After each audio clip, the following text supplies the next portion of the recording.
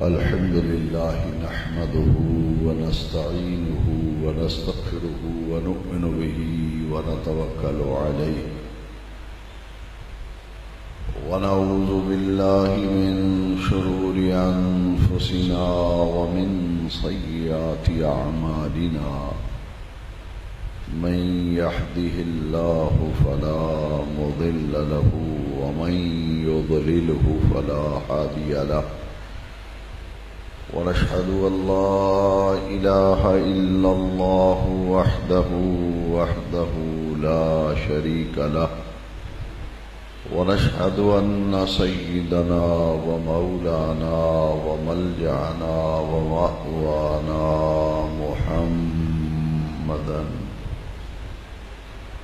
عبده ورسوله صلى الله تعالى عليه وعلى آله وأصحابه أجمعين أما بعد فأعوذ بالله من الشيطان الرجيم بسم الله الرحمن الرحيم إن الدين عند الله الإسلام صدق الله مولانا العظيم إن الله وملائكته يصلون على النبي يا أيها الذين آمنوا صلوا عليه وسلموا تسليما الصلاة والسلام عليك يا سيدي يا رسول الله وعلى آلك وأصحابك يا خاتم النبيين۔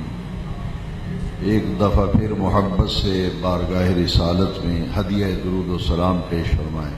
الصلاۃ والسلام علیک یا سیدی یا رسول اللہ وعلی آلک واصحابک یا مکین قلوب المؤمنین۔ لائق صد احترام علماء کرام، مشائخ اعظام، برادران دین و ملت، درس قرآن و حدیث کی ماہانہ نشست میں آج ہمیں حاضری کا شرف مل رہا ہے۔ آپ سب کے علم میں ہے کہ چند ہی دنوں میں وہ ماہ مبارک جلوہ گر ہونے والا ہے جس ماہ مبارک کا عشاقان رسول کو انتظار رہتا ہے۔ رمضان الکریم کے استقبال کے حوالے سے آج کے درس قرآن و حدیث میں دو تین اہم باتیں آپ کے گوش گزار کرنا مقصود ہے۔ کہ پہلی بات تو یہ عرض کی جائے گی کہ اسلام کے نظام عبادات میں روزے کو کیا اہمیت حاصل ہے، اور دوسری بات جس پر گفتگو کا مرکزی نقطہ یہ ہوگا کہ روزے کا اصل مقصد، روزے کی غرض و غایت، روزے فرض کیے جانے میں حکمت کیا ہے، اور اس روزے کو ایک مہینے کے لیے فرض کر کے اللہ تبارک و تعالی اپنے بندوں کو کس طرف گامزن فرمانا چاہتا ہے، اس کی مشیت، اس کی قدرت میں کیا بات ہے کہ اس کے بندے کس طرح زندگی گزاریں اور اپنی بندگی کو کمال کے آخری درجے تک کس طرح پہنچائیں۔ انشاءاللہ اسی نقطے پر درس قرآن و حدیث پر گفتگو آج کرنے کی سعادت حاصل کی جا رہی ہے۔ پہلے بھی میں نے کئی مرتبہ اپنے دروس قرآن کے اندر یہ بات واضح کر دی تھی، اور آج پھر میں مکرر عرض کرتا ہوں۔ نہ تو اپنی علمیت کا اظہار مقصود ہے، اور نہ ہی کوئی اور مقاصد ہیں، محض اللہ تبارک و تعالی جل شانہ اور اس کے پیارے محبوب صلی اللہ علیہ وسلم کی رضا اور خوشنودی کے لیے ایک جذبہ یقیناً دامن میں ہمہ وقت مچلتا رہتا ہے کہ دین کی دعوت و تبلیغ کے حوالے سے جو کچھ اپنے اسلاف کرام سے اور بزرگان دین کے جوڑے سیدھے کر کے اور ان کی بارگاہ میں بیٹھ کر زانو تلمس طے کر کے دین کی دعوت و تبلیغ کا جو انداز سیکھا ہے، اسی انداز دعوت و تبلیغ کو پیش نظر رکھتے ہوئے اللہ تبارک و تعالیٰ کے پیارے محبوب صلی اللہ علیہ وسلم کے غلاموں کی دینی تعلیم و تربیت، اصلاح احوال، یہ وہ بنیادی مقاصد ہیں جن کو سامنے رکھتے ہوئے عالمی ادارہ نور الاسلام نے ملک کے مختلف گوشوں میں درس قرآن و حدیث کا مبارک سلسلہ شروع کیا ہے۔ بحمد اللہ تعالی گزشتہ رات، کل جمعۃ المبارک تھا اور کل عشاء کی نماز کے بعد ریلوے اسٹیشن سانگلہ ہل کی بڑی مسجد جامع مسجد گلزار مدینہ میں رات وہاں درس قرآن و حدیث تھا۔ ملک کے مختلف حصوں میں کل انشاءاللہ اتوار کو عشاء کی نماز کے بعد سید والا کے قریب ایک مشہور قصبہ ہے بڑا گھر، کل وہاں درس قرآن و حدیث۔ یہ مبارک سلسلہ ضرورت کیوں پیش آئی شروع کرنے کا کہ ہمارے جلسوں، ہمارے اجتماعات میں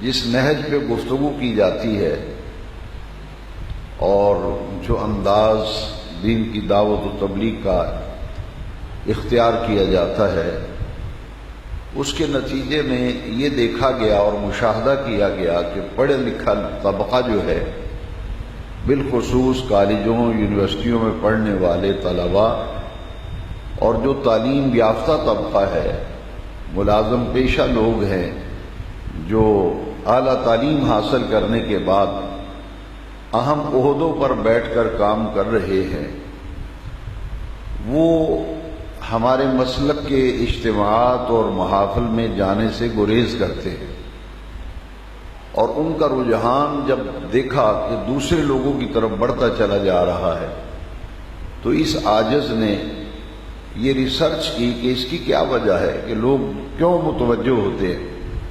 ہماری مساجد میں جمعے کے اجتماعات جو ہیں وہ جب میں دیکھتا تھا تو دل بڑا کڑتا تھا، مساجد خالی ہیں اور خطیب صاحب اکیلے طرز لگا کر اشعار پڑھے جا رہے ہیں اور آواز بڑی اٹھائی جا رہی ہے، اور مسجد میں ایک ہنگامہ کھڑا ہے کہ بازو لہرائیں اور زور زور سے بولیں اور چھاتی اور سینے کا زور لگائیں۔ میں نے جب دیکھا کہ اتنا کچھ کرنے کے باوجود بھی لوگوں کی رغبت نہیں ہو رہی، لوگ اس انتظار میں ہوں کب خطیب صاحب مائک کی جان چھوڑیں اور مسجد میں جائیں، یہ سارے احوال جب دیکھ کر میں گہرا مطالعہ کیا، بڑے اپنے اسلاف اکابر علماء سے بھی ملا، سب نے میری اس ریسرچ اور تحقیق سے اتفاق کیا، جن میں ایک بلند نام شیخ الحدیث مفتی اعظم پاکستان حضرت علامہ مفتی عبد القیوم صاحب ہزاری رحمۃ اللہ علیہ کا نام جو ہے وہ اس فہرست کے اندر شامل ہے۔ ان سے میری تفصیلی گفتگو ہوئی، انہوں نے تو واضح اور دو ٹوک الفاظ میں کہا کہ ہمارے اجتماعات اور مساجد کے اندر جو انداز اختیار کیا گیا ہے اس سے تو مسجدوں کی توہین بھی ہوتی ہے اور لوگوں کی عمل کی دنیا سے لوگ دور ہوتے چلے جا رہے ہیں۔ اس لیے انہوں نے اتفاق کیا کہ واقعی اس کی ضرورت ہے، لیکن انہوں نے فرمایا کہ میرا شعبہ جو ہے وہ تدریس کا ہے، اس شعبے میں وہ لوگ آئیں جو واعظ، تقریر، خطاب اور درس کی دنیا سے تعلق رکھتے ہیں، تو وہ کوشش کرے تو انشاءاللہ لوگ رغبت کریں گے۔ بحمد اللہ تعالی آپ بھی محسوس کرتے ہیں، آپ یہ چہرے دیکھ لیں جتنے بیٹھے ہیں، اور جو بڑے بڑے اجتماعات اور بڑے بڑے پوسٹر چھپتے ہیں، یہ لوگ آپ کو وہاں نظر نہیں آئیں گے۔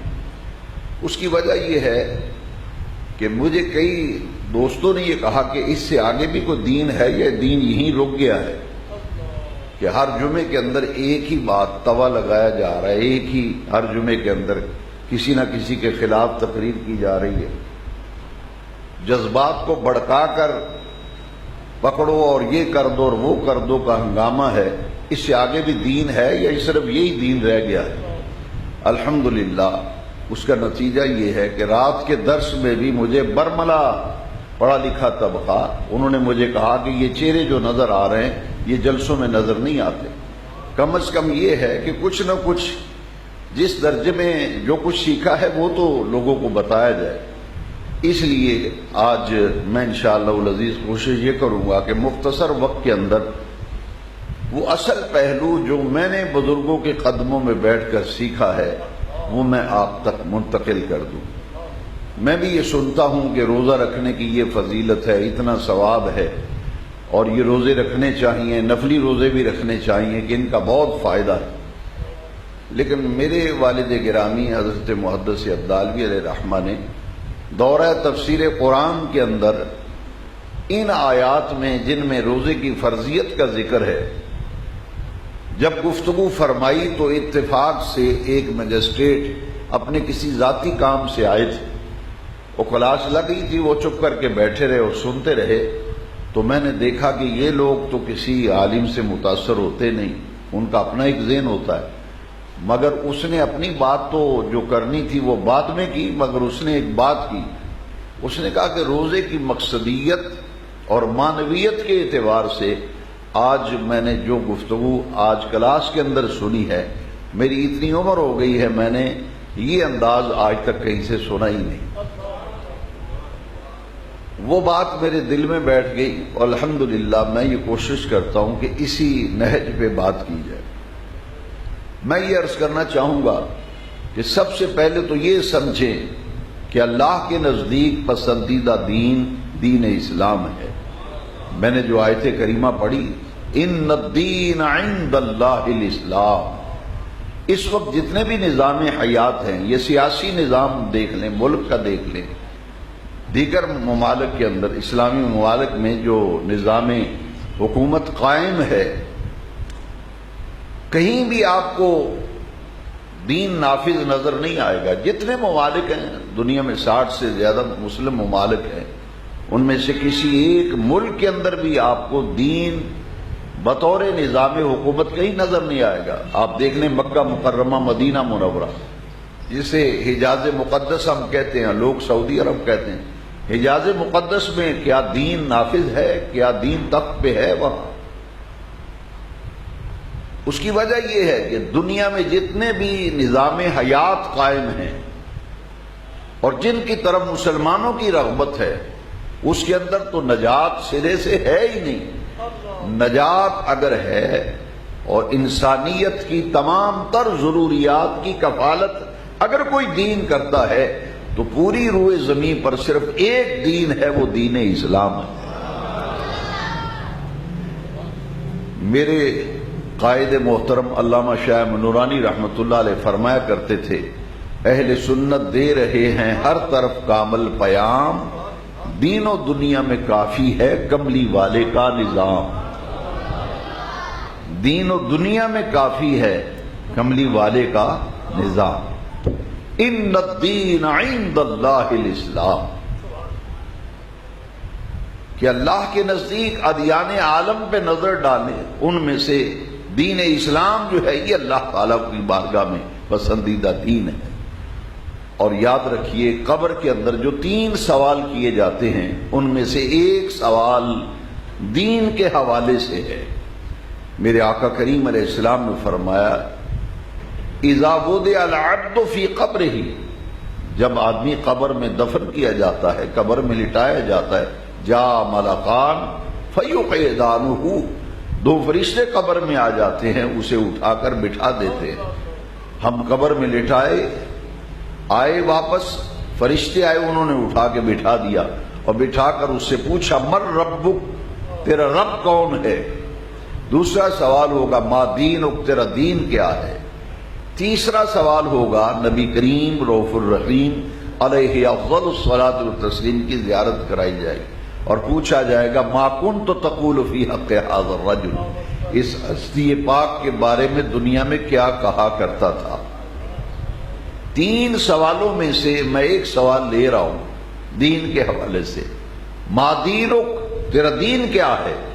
جس نے دنیا میں عربی نہیں پڑھی، لغت العربیہ سے آشنائی نہیں رکھتا، عربی زبان سیکھی نہیں، اس سے واقفیت نہیں، ناآشنا ہے، جب قبر کے اندر جائے گا اور یہ سوال کیا جائے گا تو اللہ رب العزت کے فضل و کرم اور اس کی عنایات سے جس کا آخرت کے جہان اللہ نے اچھا بنایا ہے وہ عربی کے اندر جواب دے گا، وہ عربی میں جواب دے گا، اور جنت میں جتنے لوگ جائیں گے سب وہاں ایک ہی زبان بولیں گے، عربی۔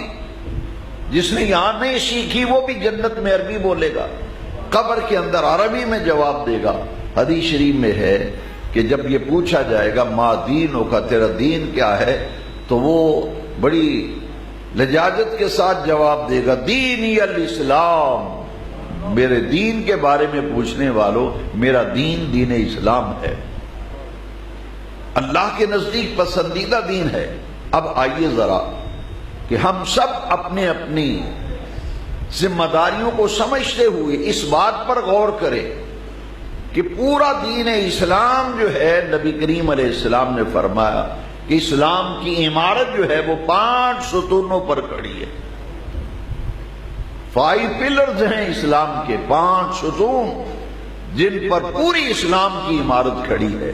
میرے آقا کی حدیث شریف ہے بنی الاسلام علی 5، اسلام کی بنیاد 5 چیزوں پر رکھی گئی ہے، شہادت لا الہ الا اللہ وشہادت ان محمد رسول اللہ وإقام الصلاۃ وإیتاء الزکوٰۃ وصوم رمضان وحج البیت، 5 چیزوں پر بنیاد ہے۔ پہلی اس بات کی گواہی دینا کہ اللہ رب العزت کے سوا پوری کائنات میں کوئی عبادت کے لائق نہیں، اور اس بات کی شہادت دینا کہ اللہ کے پیارے محبوب حضرت محمد صلی اللہ علیہ وسلم اللہ کے سچے اور آخری رسول ہیں۔ یہ اسلام کا پہلا بنیادی رکن ہے۔ اس کے بعد پھر ہے اقام الصلاۃ۔ اقامت صلاۃ کا معنی کیا ہے؟ صحیح ادا کرنا نماز، ظاہری اور باطنی آداب کو ملحوظ خاطر رکھتے ہوئے وقت پر نماز کی ادائیگی، یہ ہے اقامت صلاۃ۔ اس کے بعد پھر ہے ایتاء الزکوٰۃ، زکوٰۃ ادا کرنا۔ اس کے بعد ہے وصوم رمضان، رمضان شریف کا روزہ رکھنا۔ اس کے بعد ہے بیت اللہ شریف کا حج کرنا۔ حاضرین محترم، ایک غلط العام جو ہمارے اندر بات پائی جاتی ہے وہ یہ ہے، ہم جب کسی شخصیت کے حوالے سے اس کی نیکی کی طبیعت اور نیکی کے مزاج کو بیان کرتے ہیں تو ہم عام طور پر یہ کہتے ہیں کہ فلاں آدمی نماز روزے کا بڑا پابند ہے، نماز روزے کا بڑا پابند ہے۔ اس سے یہ گمان گزرتا ہے کہ شاید نماز کے بعد جس عبادت کا درجہ ہے وہ روزہ ہے۔ یہ غلط العام ہے، اس کی اصلاح کر لینی چاہیے کہ نماز کے بعد نظام عبادات میں، اسلام کے نظام عبادات کے اندر نماز کے بعد جس عبادت کا درجہ ہے وہ ادائیگی زکوٰۃ ہے، اور ادائیگی زکوٰۃ کے بعد پھر درجہ ہے رمضان شریف کے روزے کا، اور اس کے بعد پھر درجہ ہے بیت اللہ شریف کا حج کا۔ چونکہ آج موضوع سخن اسلام کا چوتھا رکن ہے صوم رمضان، رمضان شریف کا روزہ، اس حوالے سے میں عرض کرتا ہوں کہ اسلام کی عمارت چونکہ 5 ستونوں پر کھڑی ہے، ان میں سے اہم ستون جو ہے وہ روزہ بھی ہے، اور روزے کی فرضیت کا جب ذکر کیا قرآن مجید میں تو اللہ رب العزت نے سورہ بقرہ میں ارشاد فرمایا یا ایھا الذین آمنوا کتب علیکم الصیام کما کتب علی الذین من قبلکم، اے ایمان والو تم پر روزے فرض کیے گئے جیسا کہ ان لوگوں پر فرض کیے گئے جو تم سے پہلے تھے۔ اس آیت کریمہ سے یہ بات معلوم ہوئی کہ امت مصطفیٰ پر جو روزہ فرض کیا گیا ہے یہ پہلی امتوں پر بھی فرض تھا، اگرچہ اس کی کیفیت و ماہیت الگ تھی، لیکن روزہ ہر امت کے اندر رہا ہے، اس لیے فرمایا کما کتب علی الذین من قبلکم۔ تو روزہ جب فرض کیا گیا اور ایمان والوں پر فرض کیا گیا تو اس کی فرضیت کے لیے اللہ رب العزت نے جس مہینے کا انتخاب فرمایا وہ مہینہ ہے رمضان الکریم۔ سورہ بقرہ کی اس آیت کے اندر روزے کی فرضیت کا ذکر ہے، اور اگلی آیات کے اندر ذرا دیکھیے آ رہا ہے کہ جس مہینے کے روزے فرض ہیں اس کا تعارف اللہ رب العزت خود قرآن میں کرا رہا ہے۔ پہلے ماہ رمضان شریف کی اہمیت، اس کی فضیلت کو اجاگر فرمایا کہ اس مہینے کی عظمت کا نمایاں پہلو کیا ہے، تو بعد میں پھر اس مہینے میں روزے رکھنے کا حکم دیا۔ آیت کریمہ توجہ سے سماعت فرمائیں، ارشاد باری تعالی ہوتا ہے سورہ بقرہ میں شہر رمضان الذی انزل فیہ القرآن، کہ رمضان وہ مہینہ ہے جس میں قرآن نازل کیا گیا، یعنی اس مہینے کی عظمت کا سب سے بڑا پہلو قرآن میں اجاگر کیا گیا، وہ نزول قرآن ہے۔ اس مہینے میں قرآن نازل کیا گیا۔ اب ارشاد فرمایا فمن شاہد منکم الشہر فلیصمہ، تم میں سے جو کوئی اس مہینے کو پائے اس پورے مہینے کے روزے رکھے۔ روزے کسی اور مہینے میں فرض کیے جا سکتے تھے، رجب کے مہینے میں ہے جی، ربیع الثانی میں، جمادی الاول میں، مگر اللہ رب العزت نے فرمایا شہر رمضان الذی انزل فیہ القرآن، اور فرمایا فمن شاہد منکم الشہر فلیصمہ۔ یہ رمضان شریف کا انتخاب کیوں کیا گیا؟ روزوں کی فرضیت کے لیے۔ اس میں کیا حکمت ہے ذرا غور کیجیے۔ تمام تفسیر کی کتابیں اٹھا کر کے دیکھیے، اس آیت کی تفسیر کے اندر تفسیر بزری میں قاضی ثناء اللہ پانی پتی رحمت اللہ علیہ عارف باللہ نے لکھا ہے، فرماتے ہیں کہ اصل معاملہ یہ ہے اور امر واقعہ یہ ہے کہ اللہ کے کلام کا اور روزے کا آپس میں معنوی ربط ہے۔ روزے کا اور اللہ کے کلام کا آپس میں گہرا معنوی تعلق ہے، ربط ہے روزے کا اور اللہ کے کلام کا۔ فرمایا اس میں کلام الہی قرآن نازل کیا گیا، شہر رمضان الذی انزل فیہ القرآن، اس میں اللہ کا کلام قرآن نازل ہوا۔ فمن شہد منکم الشہر فلیصمہ، جس مہینے میں اللہ کا کلام اور آخری الہامی کتاب قرآن جس مہینے کے اندر آیا ہے اس مہینے کے روزے رکھو۔ کیوں؟ اللہ رب العزت نے جس نبی کو بھی کتاب عطا کی اس کو پہلے اللہ تعالیٰ نے روزے رکھوائے۔ حضرت داؤد علیہ السلام کو زبور دی گئی، کتاب دینے سے پہلے انہیں روزے رکھوائے گئے۔ حضرت عیسیٰ علیہ السلام کو انجیل دی گئی، پہلے روزوں کی تکمیل جب تکمیل ہو گئی، روزوں کی تکمیل کے بعد پھر حضرت عیسیٰ کو انجیل دی گئی، حضرت موسیٰ کو تورات دی گئی، تو پہلے انہیں روزوں کی کیفیت میں رکھا گیا، اور روزے کی کیفیت جب اپنی تکمیل کے آخری مرحلے میں داخل ہو گئی تو پھر اللہ رب العزت جل مجدہ الکریم نے انہیں تورات عطا فرمائی۔ میرے آقا کریم تفسیر کبیر میں امام فخر الدین رازی کو پڑھ لیں، تفسیر خازن پڑھ لیں، معالم التنزیل تفسیریں اٹھا کر کے دیکھیے، تمام ائمہ مفسرین نے لکھا کہ اصل میں معاملہ یہ ہے کہ آقا کریم غار حرا میں کئی روز تشریف لے جایا کرتے تھے، نہ کچھ کھاتے نہ کچھ پیتے۔ میرے آقا کریم کئی روز تک روزے کی کیفیت، روزے کی حالت میں حضور غار حرا میں رہتے تھے، اور جب 40واں دن آیا تو پھر نزول قرآن جو ہے اس کی ابتدا ہوئی، نزول قرآن کی ابتدا ہوئی، اقرا بسم ربک الذی خلق۔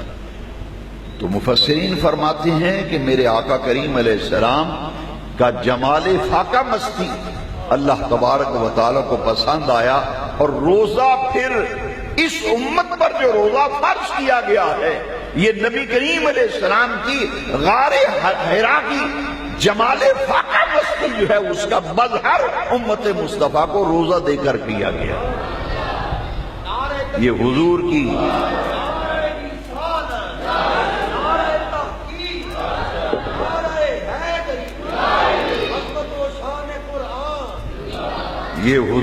کی غار حرا کی فاقہ مستیوں کی یاد امت مصطفیٰ کو روزہ دیا گیا۔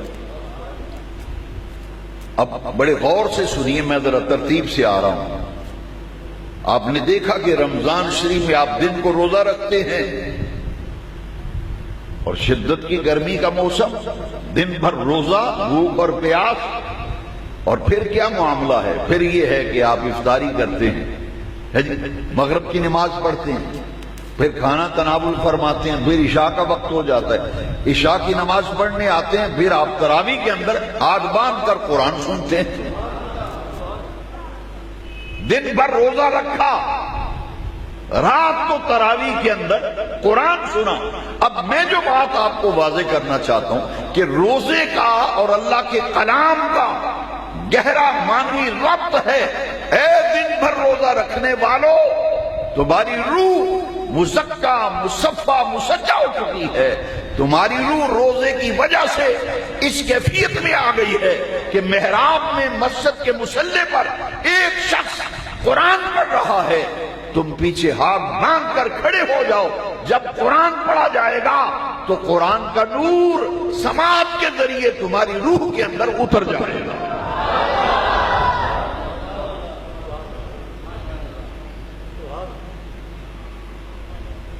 اب اس پر میں 2 حدیثیں عرض کرتا ہوں تاکہ میرا مضمون پوری طرح آپ کے ذہن نشین ہو جائے۔ میں نے یہ بات اپنی طرف سے نہیں کی، 2 حدیثیں میں عرض کرتا ہوں۔ دن کا سیام اور رات کا قیام، صوم کی جمع سیام، دن کا سیام، رات کا قیام تراویح میں۔ ہم میرے آقا کی حدیث شریف 2 سنیں۔ من صام رمضان ایمانا واحتسابا غفر له ما تقدم من ذنبه۔ میرے آقا کریم نے فرمایا، جس نے صدق و اخلاص کے ساتھ حصول ثواب کی نیت سے اللہ کی رضا کے لیے روزہ رکھا، اس کے پچھلے سب گناہ اللہ معاف فرما دیتا۔ اب قیام کے بارے میں، رات کو تراویح کے اندر کھڑے ہو کر قرآن سننا، میرے آقا فرماتے ہیں من قام رمضان ایمانا واحتسابا غفر له ما تقدم من ذنبه۔ جس نے رمضان کی راتوں میں قیام کیا، تراویح ادا کی، غفر له ما تقدم من ذنبه، اللہ رب العزت اس کے پچھلے ساری خطاؤں کو معاف فرما دیتا۔ سیام اور قیام، روزہ اور اللہ کے کلام کا آپس میں گہرا تعلق اور ربط ہے۔ لہذا تراویح کے اندر جب قرآن پڑھا جاتا ہے تو لوگ مست ہو جاتے ہیں، اور کئی دفعہ شکوہ لوگ کرتے ہیں جناب تراویح کے اندر لوگ سوتے ہیں۔ میں نے کہا سوتے نہیں ہے جی، لوگ سوتے نہیں ہیں، بلکہ یہ بزرگ ہوئے ہیں، میرا اس وقت ذہن میں نام اتر گیا، صابری سلسلے کے بزرگ تھے، وہ فرمایا کرتے تھے کہ اصل میں معاملہ یہ ہے کہ دن کے روزے کی برکت سے انسان کا باطن اور روح اس لیول پہ آ جاتی ہے کہ تراویح میں جب قرآن مجید کی منزل پڑھی جاتی ہے، اس قرآن کا نور جب سماعتوں کے ذریعے قلب میں اور روح میں اترتا ہے تو انسان کو لطف آتا ہے، اور جب مزہ آتا ہے تو لذت کی وجہ سے اس کی آنکھیں بند ہونا شروع ہو جاتی ہیں۔ اور جب تراویح پڑھی جاتی ہے، جب تراویح اختتام کو پہنچتی ہے اور آدمی اپنے گھر کو دامن جھاڑ کے واپس جاتا ہے، طبیعت ہلکی پھلکی ہو جاتی ہے۔ یہ برکت ہے دن کے روزے اور رات کی تراویح، اس کو اکٹھا رکھا گیا۔ من صام رمضان، من قام رمضان، صیام و قیام کو اکٹھا رکھا گیا۔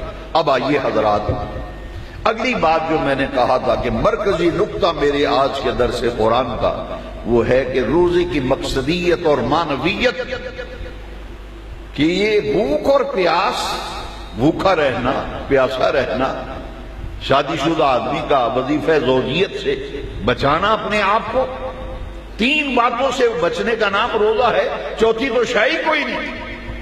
فقہائے کرام نے جو روزے کی ڈیفینیشن تعریف کی ہے وہ کیا ہے؟ فقہائے کرام فرماتے ہیں کہ اصل میں روزہ ہے کیا؟ کہتے ہیں الاحتراز عن الاکل والشرب والجماع بالنیت من طلوع الفجر الى غروب الشمس۔ بعض فقہائے کرام نے الاحتراز کی جگہ الامساک کا لفظ لکھا ہے، معنی ایک ہی ہے، تین چیزوں سے اپنے دامن کو بچانا صبح صادق سے غروب آفتاب تک ماہ رمضان میں، اس کا نام ہے روزہ۔ میں تین لفظ استعمال کرنے لگا ہوں تاکہ میں اپنی بات آپ تک منتقل کر سکوں اور آپ اچھی طرح اس بات کو سمجھ سکیں۔ یہ عرفاء فقہاء ہیں، صوفیاء ہیں، عرفاء ہیں۔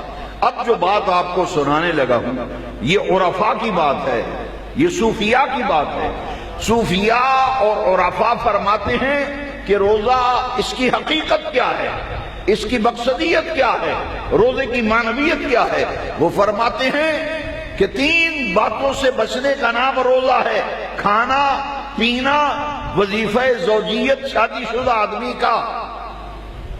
فقہاء نے تو کہا کہ تین چیزوں سے بچنے کا نام روزہ ہے۔ اب عرفاء فرماتے ہیں، کیا فرماتے ہیں؟ فرماتے ہیں کہ کھانا حلال لذت، پینا حلال لذت، شادی شدہ آدمی کا اپنی منقوہہ سے عمل زوجیت حلال لذت۔ اب فقہاء نے بڑی نازک بات کی، کہتے ہیں کہ اس میں کوئی شے حرام نہیں، نہ کھانا حرام، نہ پینا حرام، نہ شادی شدہ آدمی کا وظیفہ زوجیت حرام۔ تو فقہاء فرماتے ہیں کہ تین چیزوں سے بچنے کا نام روزہ ہے، اور عرفاء فرماتے ہیں کہ حرام سے بچنے کا نام روزہ نہیں، حلال سے بچنے کا نام روزہ ہے۔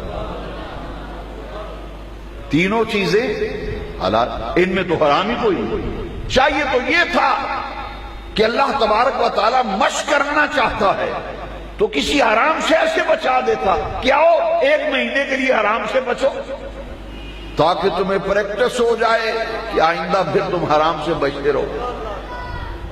حرام سے تو بچائے ہی نہیں۔ اور عرفاء فرماتے ہیں یہ جو کہتے ہیں نا یہ معرفتیاں گلن، اصل معرفت کی بات یہ ہے، کہتے کھانا حلال لذت، پینا حلال لذت، شادی شدہ آدمی کا وظیفہ زوجیت حلال لذت۔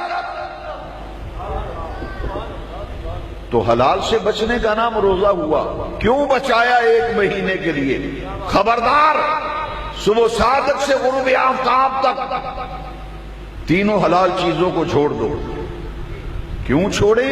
فرمایا میری رضا کے لیے۔ رب نے فرمایا مجھے راضی کرنا چاہتے ہو، مجھے راضی کرنا چاہتے ہو تو میری رضا کے لیے تینوں حلال لذتوں کو چھوڑ دو۔ اور اگر جملہ غور سے سنیے، میری ناراضگی سے بچنا چاہتے ہو، میری ناراضگی سے بچنا چاہتے ہو تو عرش والا رب فرماتا ہے پھر تین حلال چیزوں کو ایک مہینے کے لیے صبح صادق سے غروب آفتاب تک میری ناراضگی سے بچنے کے لیے حلال چیزوں کو چھوڑ دو۔ تینوں حلال چیز رب فرماتا ہے میری ناراضگی سے بچو، اس سے بچنے کے لیے تین حلال چیزیں ایک مہینے کے لیے صبح صادق سے غروب آفتاب تک چھوڑ دو اور میری ناراضگی سے بچو، تاکہ یہ ہے روزے کی مقصدیت و معنی۔ ایک مہینہ مجھے راضی کرنے کے لیے، میری ناراضگی سے بچنے کے لیے حلال چیزوں کو چھوڑو، اور جب عید الفطر کا دن آئے تو تمہارا باطن یہ تربیت پا کر اس مقام پر پہنچ جاتا ہے کہ جس رب کی ناراضگی سے بچنے کے لیے اور اس کو راضی کرنے کے لیے ایک مہینے کے لیے حلال چیزوں کو چھوڑا تھا، اسی رب کی ناراضگی سے بچنے کے لیے اور اسی کو راضی کرنے کے لیے پھر حرام چیزوں سے ہمیشہ ہمیشہ کے لیے بچنا ہے، ہمیشہ ہمیشہ سے بچنا۔ لعلکم تتقون، تاکہ تمہیں، اچھا لعلکم کا معنی کیا ہے؟ اس امید پر روزے رکھو، غور سے سنو، اس امید پر روزے رکھو، لعلکم تتقون، اس امید پر حلال لذتوں کو چھوڑو رب کو راضی کرنے کے لیے، اس امید پر تاکہ تمہارے اندر باطن میں تقوی کی کیفیت آ جائے، تم متقی بن جاؤ، اس امید پر روزے رکھو لعلکم تتقون۔ سیدی اعلیٰ حضرت اب پوچھیں گے آپ تقوی کیا ہے، اس کے لیے میں سیدی اعلیٰ حضرت عظیم البرکت مؤید ملت طاہرہ امام شاہ احمد رضا خان حنفی قادری نور اللہ مرقدہ آپ کا ایک بچپن کا واقعہ سنا دیں۔ آپ کم سن تھے، آپ پہ روزہ فرض نہیں تھا، آپ نے روزہ رکھ لیا، والدین نے بڑی خوشی کی کہ بچے نے روزہ رکھا ہے، افطاری کا اہتمام کیا کہ آج دعوت افطار کرتے ہیں، اسی خوشی میں روزے داروں کے روزے کھلواتے ہیں، دسترخوان لگ گیا۔ تو امام احمد رضا کے والد متکلمین کے امام تھے، امام المتکلمین مولانا شاہ نقی علی خان علیہ الرحمہ۔ انہوں نے احمد رضا جب پیدا ہوئے تھے تو بڑی بڑی بشارتیں اولیاء کرام نے دی تھی، کہا اس بچے کے لیے تو بشارتیں ملی ہیں جس نے آج روزہ رکھا ہے، اس کو آزما نہ لوں کہ واقعی بشارتیں وہ درست تھیں یا کہ جذبات محبت میں لوگوں نے بشارتیں دے دی۔ آپ نے ننھے احمد رضا کو پکڑا اور اس کمرے میں لے گئے حال میں جہاں دسترخوان پر افطاری کا سامان چنا ہوا تھا۔ فرمایا بیٹا بچوں کا روزہ ایسے ہی ہوتا ہے، یہ دیکھو میں نے چیزیں ساری دسترخوان پہ لگی ہیں افطاری کے لیے، کھڑکیوں کی کنڈیاں لگائیں، دروازے کو بھی کنڈی لگا دی، دیکھو میں نے کھڑکیاں دروازے سب بند کر دی، تمہیں کوئی دیکھ نہیں رہا، اور بیٹا بچوں کا روزہ ایسے ہی ہوتا ہے، بچوں کا روزہ ایسے ہی ہوتا ہے، کھا پی لیتے ہیں بچے، تو اٹھاؤ جو چیز کھانی پینی ہے، تمہیں کوئی دیکھ نہیں رہا، تمہیں کوئی دیکھ نہیں رہا، کھا پی لو۔ احمد رضا نے ایک نظر اٹھا کر باپ کے چہرے کو دیکھا، کہا ابا جان یہ درست ہے کہ آپ نے یہ کھڑکیاں اور دروازے بند کر دیے ہیں، کوئی مجھے دیکھ نہیں رہا، میں جو چاہوں کھا پی سکتا ہوں، مگر ابا جان جس رب کو راضی کرنے کے لیے اور جس کی ناراضگی سے بچنے کے لیے میں نے روزہ رکھا ہے وہ میرا اللہ تو دیکھ رہا ہے، میرا اللہ تو دیکھ رہا ہے۔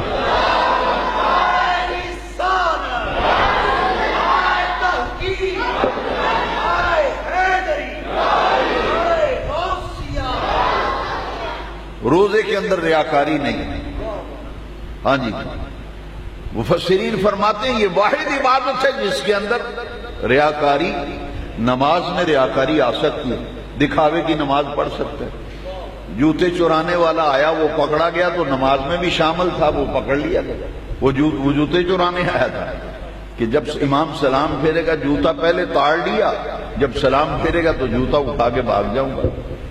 نمازی دعا میں ذکر میں مصروف ہوں گے، وہ نماز پڑھ رہا ہے، اے چور۔